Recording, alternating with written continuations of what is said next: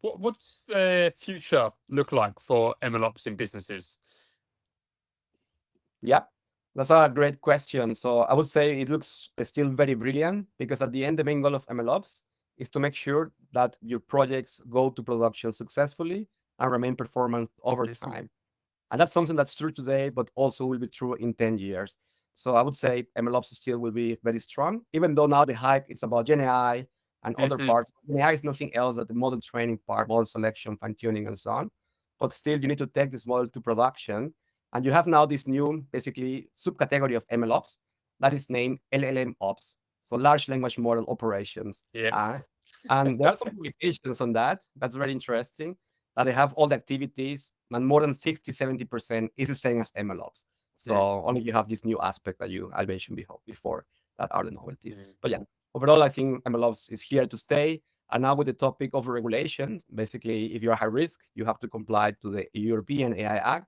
So Mhm. MLOps actually, I would say 60-70% of the requirements of the European AI Act. So MLOps Yeah. is here to stay, definitely. Cool. And then you mentioned obviously the different businesses obviously don't utilize cloud.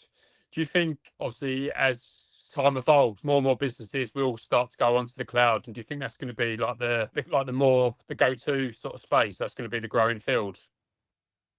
Yeah, so that's already a trend I have seen in Yeah. the last couple of years. We organized this event that is named the MLOps Day, and we did some surveys to the participants about basically how much they use on-prem, cloud, and so on. And clearly, cloud was an overwhelming number.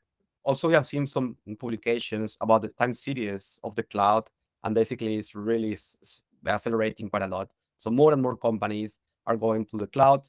Maybe they are trusting more the privacy. At the beginning, I think about privacy, they were a bit afraid, but Mhm. more and more, I see the trend that even big companies tend to go more and more to the cloud without any problem.